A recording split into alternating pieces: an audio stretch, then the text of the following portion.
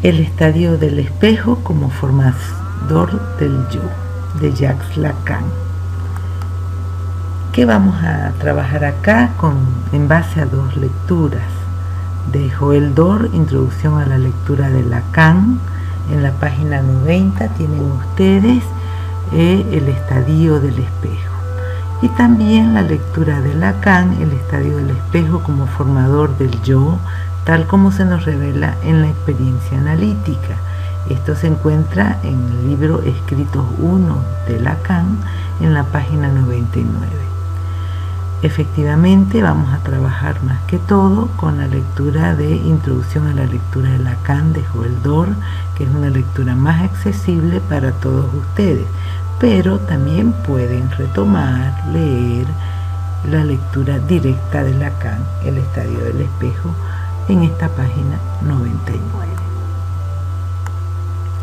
Empecemos recordando algo que ya vimos en Freud. En Freud decíamos que el yo se formaba a partir del ello. Del ello entonces surge el yo, un yo que se relaciona con el mundo exterior e influenciado por este mundo exterior, ¿no? Se va organizando y va creciendo y se relaciona también con el ello, ¿no? Decíamos también que estas funciones del yo serán no solo relacionarse con el mundo exterior y con el ello, sino también con el superyo, o sea que él regula su relación con el mundo de afuera, regula su relación con lo pulsional del ello y también regula los mandatos superyoicos. A partir de esto, Anna Freud, la hija de Freud, desarrolla toda una clínica basada en el reforzamiento del yo. Afianzar los mecanismos de defensa es lo que ella buscaba. Trabajaba sobre todo con niños y planteaba que reforzando este yo con sus mecanismos de defensa podríamos ir regulando un poco la vida del sujeto niño.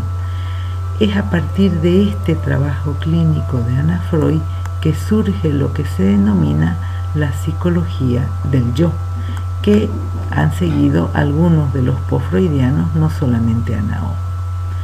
Pero esta postura clínica es muy cuestionada por Melanie Klein, otra psicoanalista que se enfrenta a Anna Freud de manera bastante dura, planteándole que ella lo que estaba haciendo era nada más que un trabajo educativo y no clínico.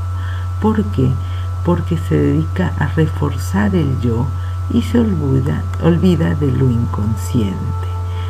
El inconsciente, que es lo que trabaja Freud, lo que plantea Freud, su padre, ¿no? Como el objeto de estudio y el objeto de intervención a través del psicoanálisis, es decir, hacer consciente lo inconsciente. Entonces hay una crítica muy fuerte a esta clínica basada en los reforzamientos del yo, que forman toda una línea llamada psicología del yo.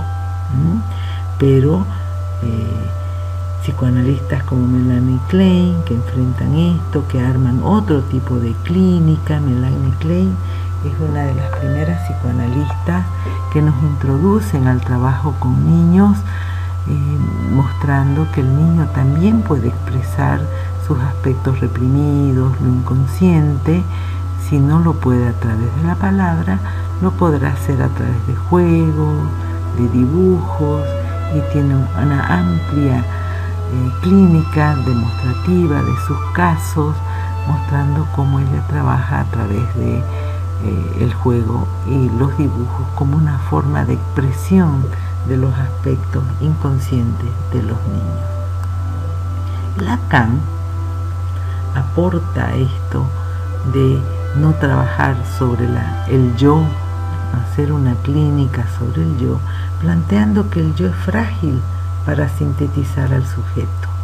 El yo puede desarmarse fácilmente, entonces por más reforzamiento que le demos desde afuera, en algún momento igual este sujeto del inconsciente saldrá a flote de alguna manera. Lo que hablaba Freud cuando sostenía el tema del síntoma, ¿verdad?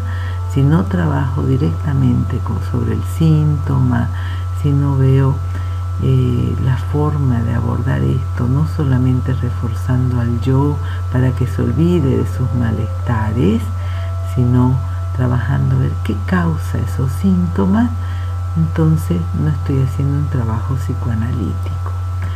Para el psicoanálisis, desde esta perspectiva, el yo es como una copa de cristal.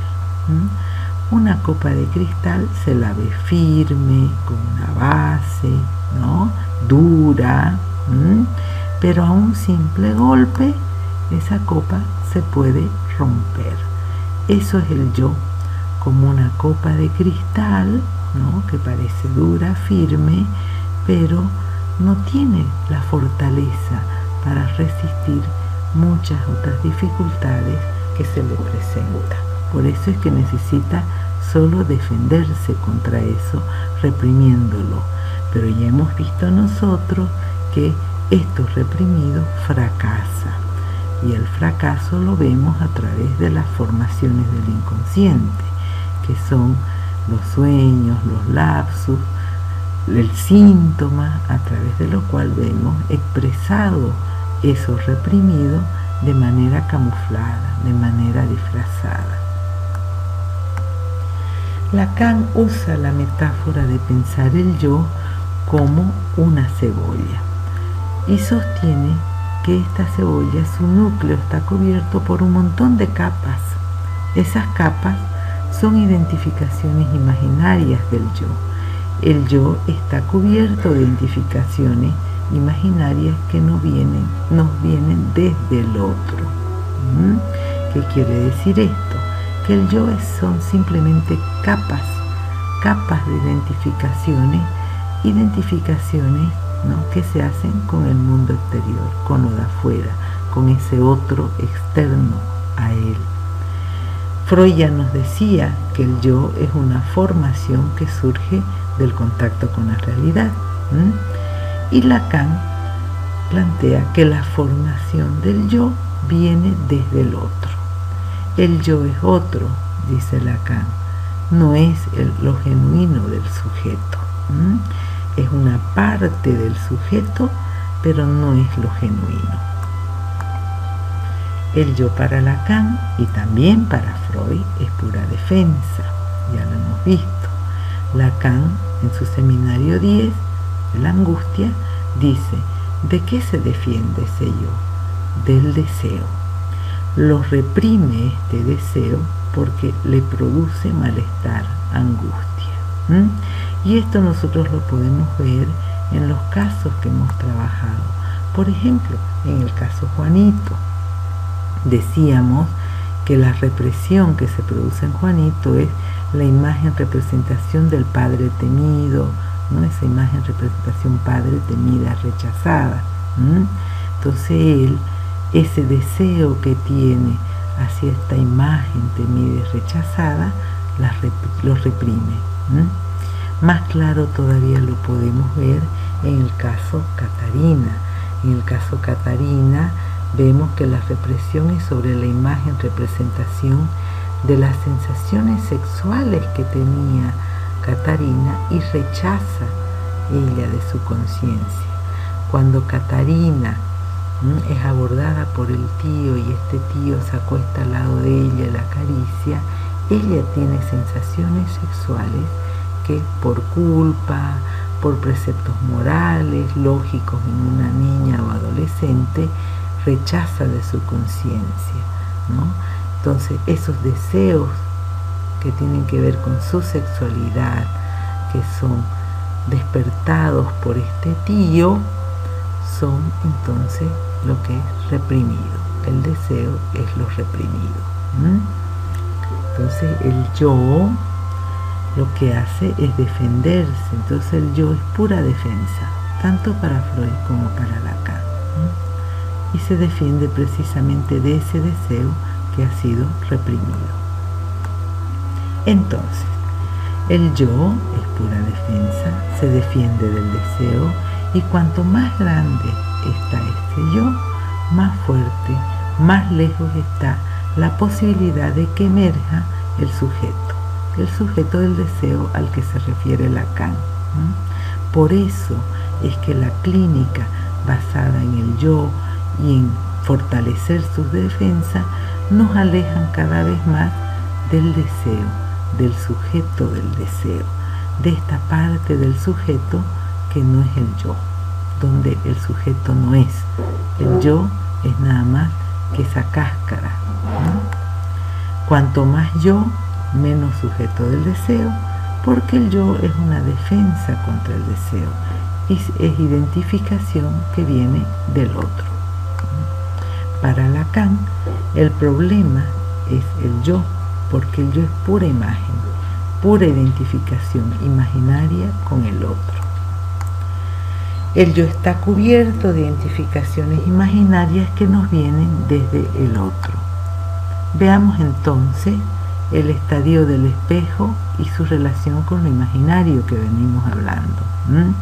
El estadio del espejo es el nombre que Lacan da al fenómeno que se produce entre los 6 meses y los 18 meses de edad, cuando lo que él llama el cachorro humano, refiriéndose al bebé, reacciona con alborozo al contemplar su imagen en el espejo.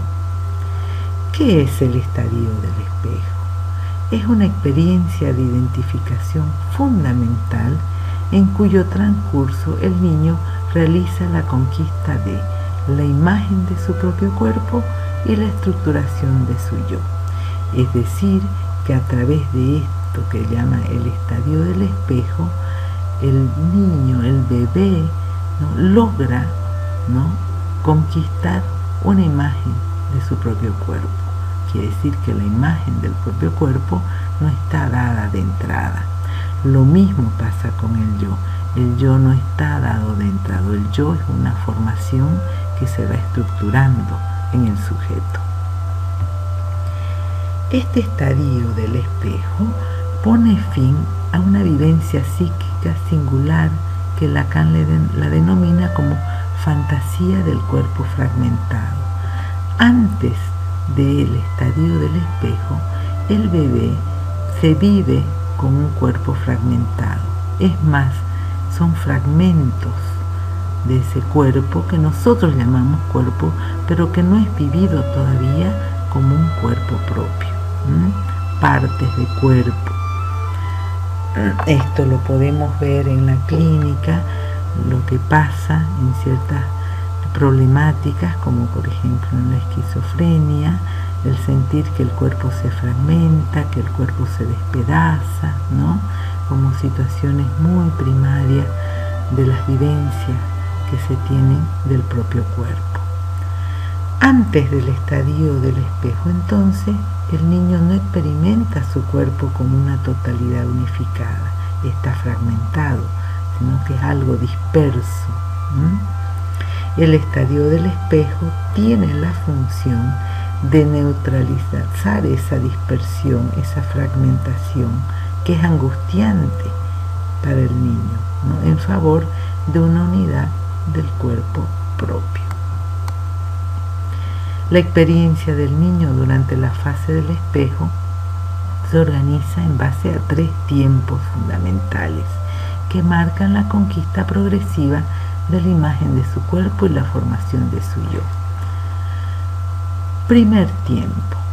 Al comienzo es como si el niño percibiera la imagen de su cuerpo como la de un ser real al que intenta acercarse o atrapar. Entonces nosotros acá vemos la imagen del niño, pero si nos ponemos en el niño en este primer tiempo, para él esto es un ser real. Fíjense, acá está el niño queriendo atrapar esa imagen. Ustedes pueden buscar muchas fotos de niños que muestran buscando querer agarrar a ese otro que lo vive como real. Es vivido además como un otro aún. Acá también este niño está gritándole a ese otro. Este primer tiempo de la experiencia entonces demuestra que hay una confusión primera entre uno mismo y el otro. Se confunde. El estadio del espejo en realidad surge de una experimentación de la psicología comparada que es utilizada por Lacan para demostrar esto que estamos queriendo nosotros reafirmar.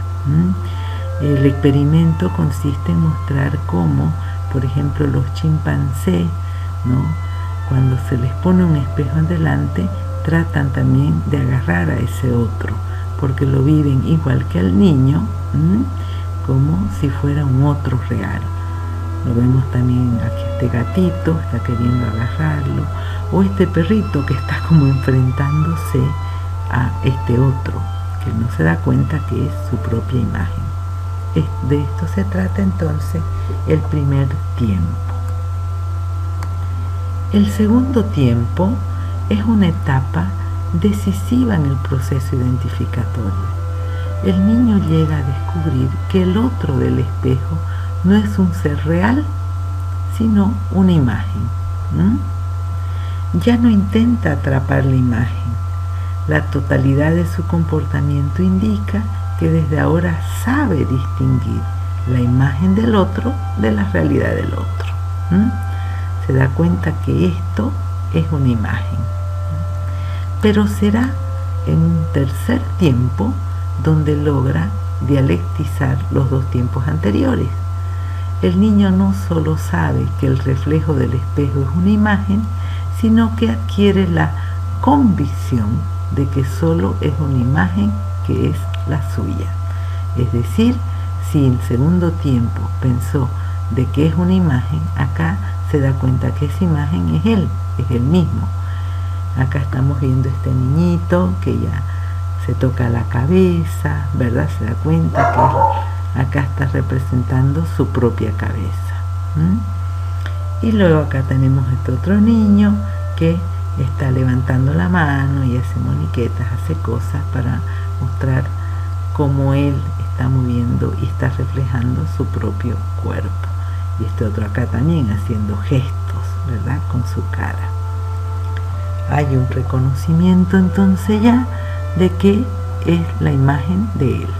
Esto es todo un logro en el tercer tiempo. Al reconocerse, dice Joel Dor en la página 93, al reconocerse a través de esa imagen, el niño reúne la dispersión del cuerpo, acá estamos viendo, fragmentado, en una totalidad unificada, que es la representación del cuerpo propio. La imagen del cuerpo es, entonces, estructurante para la identidad del sujeto que realiza en ella su identificación primordial. Esta imagen que lo estructura es lo que le permite decir yo. Ya puede él reconocerse como una totalidad a través del yo.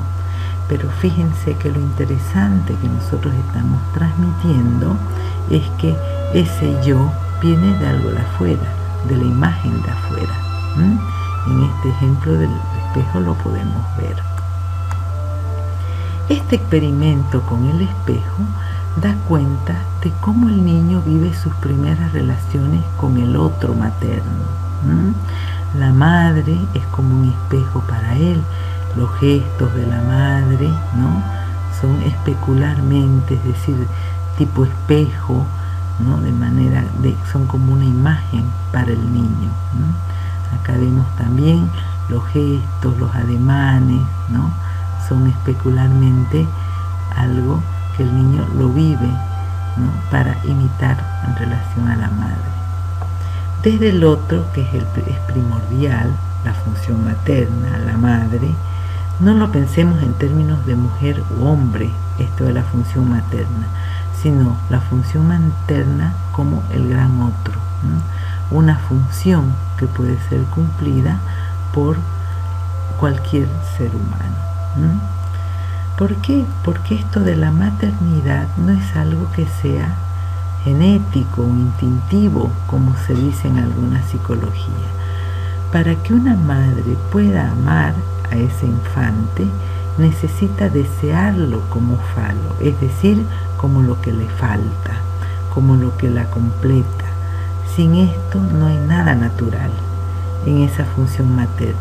No hay un instinto materno como se cree desde alguna psicología, que ya viene con la madre en sus genes, sino es algo que se construye, el ser madre. Todas estas vivencias se dan en la dimensión de lo imaginario, por eso el espejo, en esto que tiene que ver con la imagen, con un registro que queda en lo imaginario.